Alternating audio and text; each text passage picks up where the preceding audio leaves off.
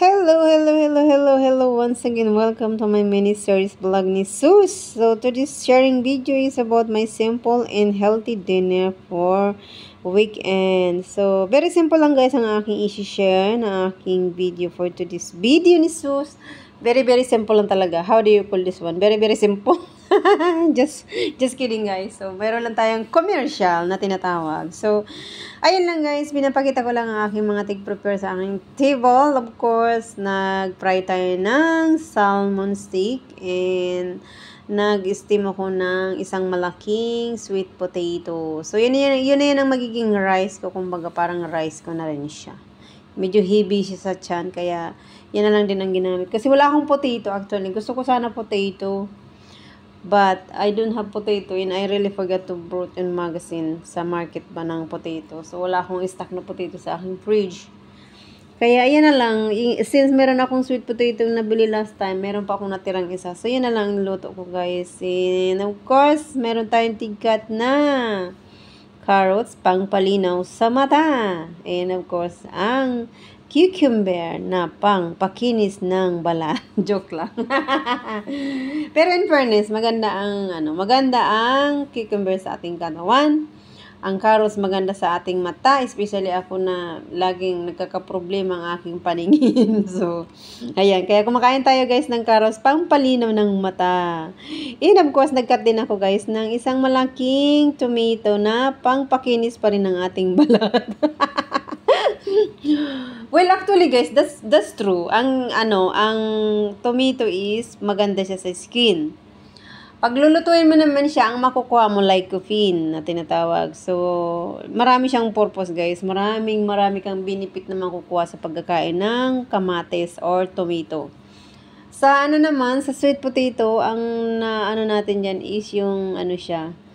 Marami din siyang magandang benefit sa ating katawan. Pag lagi tayong kumakain ng sweet potato, instead na tayo ng potato, i-divert natin. Ako din na-divert ko yung sarili ko sa sweet potato instead na potato. And of course, ang ating spinach pang palakas ng ating enerhiya. Just kidding. Counting commercial lang tayo guys, para naman hindi tayo maboring sa panonood nyo ng aking video. Ayan, kinakain ko na guys ang aking sweet potato at talaga namang masarap siya guys. Very yummy, very sweety. Very sweety. I don't know how to call this one.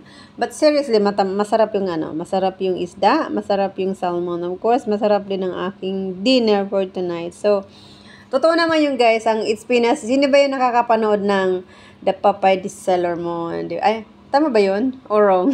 Yung pag kumakain siya ng spinach, bigla siyang lalakas ng bigla siyang ang lakas-lakas niya. So, ayun. Parang ganun siya. So, ganun daw yun. Pag kumakain tayo ng spinach, we are very strong. But seriously speaking, ang spinach guys, maganda talaga siya. It's really good for our health. And of course, ang ating cucumber is maganda rin yan sa ating skin. Katulad kong napakatamad kong maglagay-lagay ng mga sa aking skin. Ang tamad-tamad ko guys. Kaya more on ako natural eating ako talaga sa mga Usually, kumakain naman talaga ako ng everyday ng tomato. Gumagawa ako lagi ng salad, guys, during lunch time. I like tomato with spinach. Yan, tomato, cherry tomato. Linalagyan ko ng cucumber and nilalagyan ko ng cheese. Yung salted cheese, sobra siyang masarap. Tapos, sprinkle mo lang siya ng kaunting olive oil, black pepper, herb, and that's it. And some balsamic vinegar oil. That's very good. That's very good.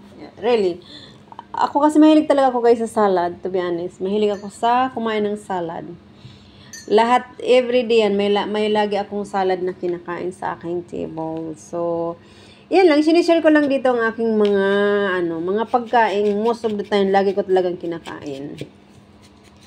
Minsan naman, avocado yan. Nilalagay ko din yan sa salad guys, ang avocado. Sobrang din. Sobrang madaming benefit din ng avocado guys. Tapos minsan nagkakat ako ng red onion sa aking salad. Pag gumagamit ako ng kasi maganda rin ang onion guys na pang sa ating Basta maganda mag-search kayo sa internet. Maraming benefit ang red onion na pag halimbawa everyday kanyang kumakain, tapos garlic. So ayun. Yun lang guys ang aking sharing for today's video ni Sus. Sana hindi po kayo manawa sa aking panunood, sa panunood ng aking mga simple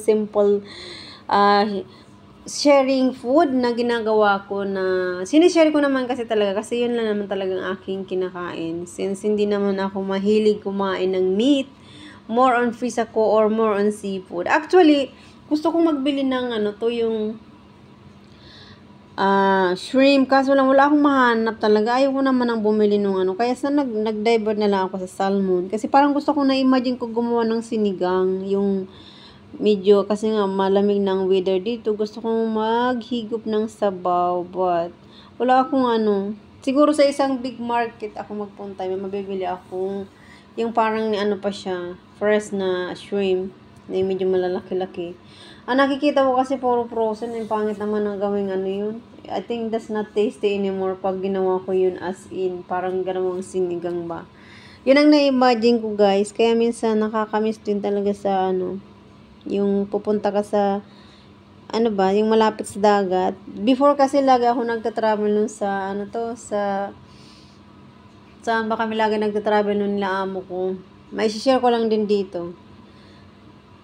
Pero bago pa matagalan ng ating pagbibideo guys, siguro mananawa kayo sa panonood ng aking video. Sana hindi kayo manawa. Lang yan, simple healthy tip lang yan ni Sus, na alam ko namang may malaking may tutulong sa ating benefit sa ating katawan. Iwan ko na lang sa iba guys, kung ikaw talaga ay mahilig kumain ng hibi. So I think masasabi mo na ay very light yung aking kinakain. Pero nasanay na kasi ako sa ganyang mga pagkain lang Kahit naman kahit naman noon pa. Pag nasa Pilipinas naman ako, ang ginagawa ko naman, mahilig ako sa mga sa sweet potato. Basta more on veggie pa rin talaga ako. So I think that's all for today's video na may share ko. I hope